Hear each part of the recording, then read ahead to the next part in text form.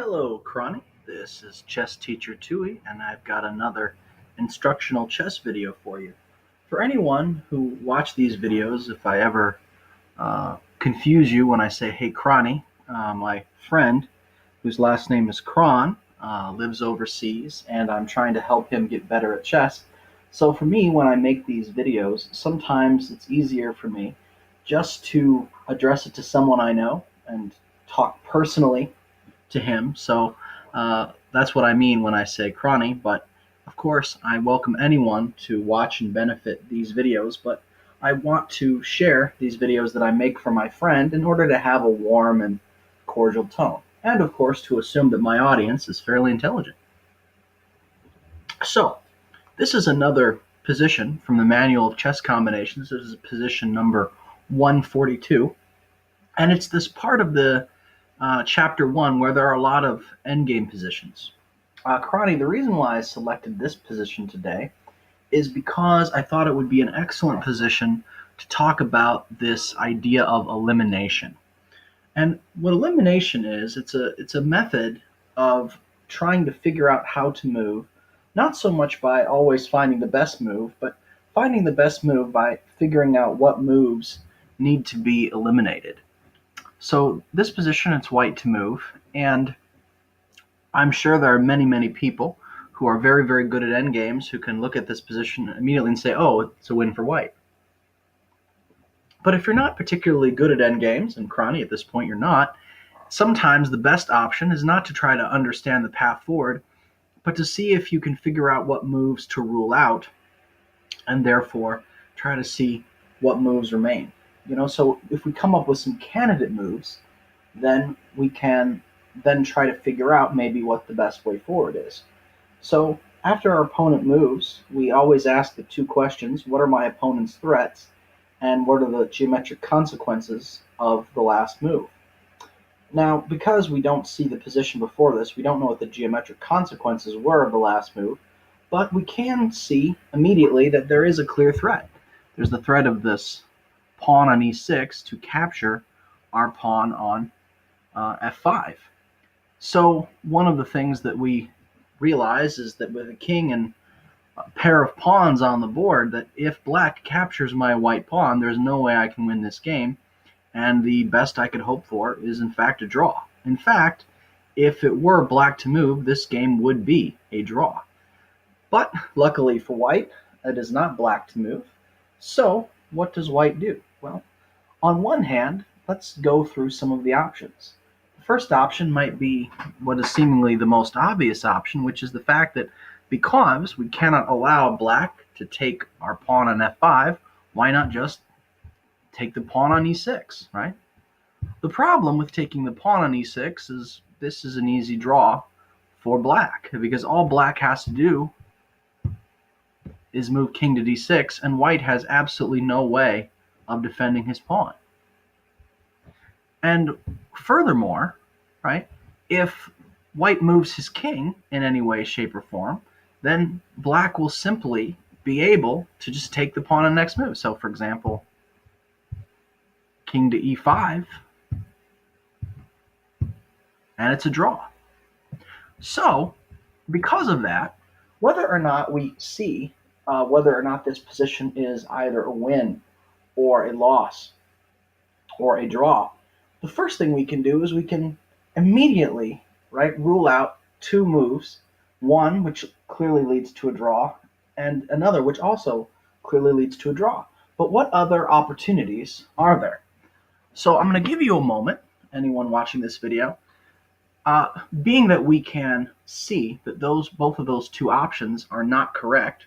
What is the third option that in fact is the correct move?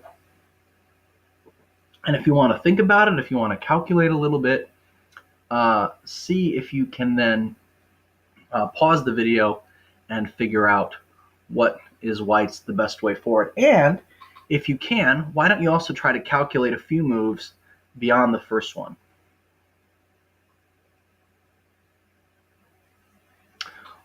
Okay, so I've given you a chance to pause the video and see where you're at with this.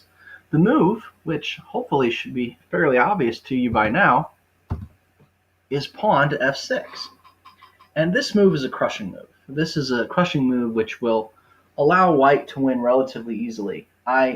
Recently I used this position and I was playing the white and I set Stockfish, which is one of the world's strongest chess programs, on its highest strength online setting, which is above master strength, maybe international master strength or grandmaster strength, even on just my little pretty slow laptop here. And I won easily. So this is not a difficult position to win if I can beat the computer with grandmaster strength.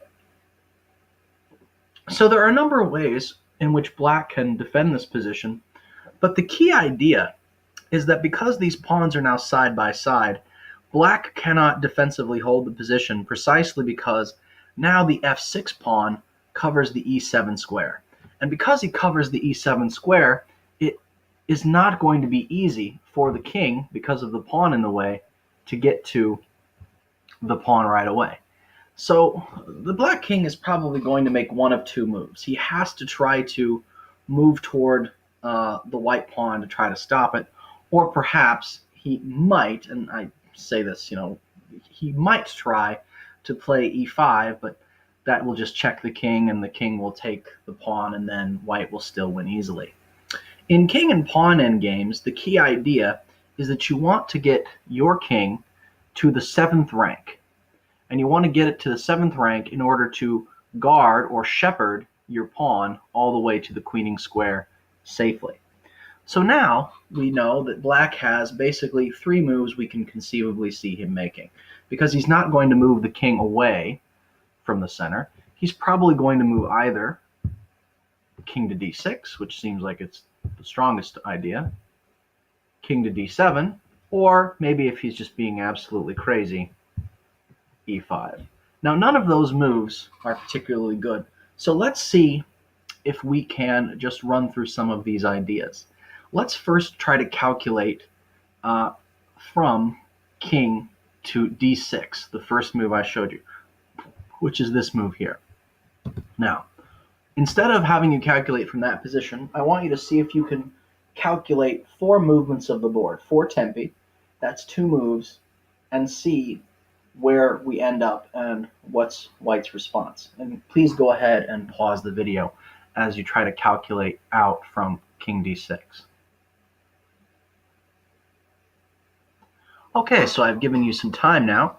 So if king d6, right, what we see is black has already has a pretty good idea defensively about what the strategy is. He is cutting off this e5 square in order to try to keep the white king from coming in and then from being able to shepherd the pawn. But the problem is that white can continue to have what is kind of called the opposition in this position. The white king moves to e4, and now the white king is controlling these 3 squares, and even though the black king is controlling this square, he now has to move. And so he has to figure out what he's going to do.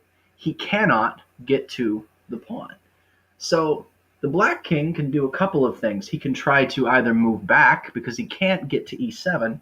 He can try to move back to d7, but then he's basically just wasted a move. And so he's in real trouble. Now maybe he tries to get to the pawn more quickly by going here, but again, this just opens up the white king to go here, and now the king cannot come in over here. So he might try something like this, because if now the king captures, then black will draw, but all white has to do is move the king up, and he will be able to get to this square and get the pawn to this square faster.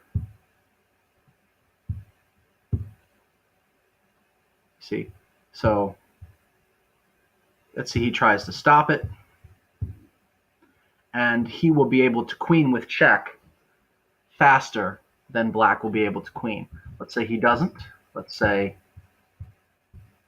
he goes here. But alas, check. And the check, again, becomes the critical idea. And then the king can move, but it really doesn't matter where the king moves. Check, and white wins.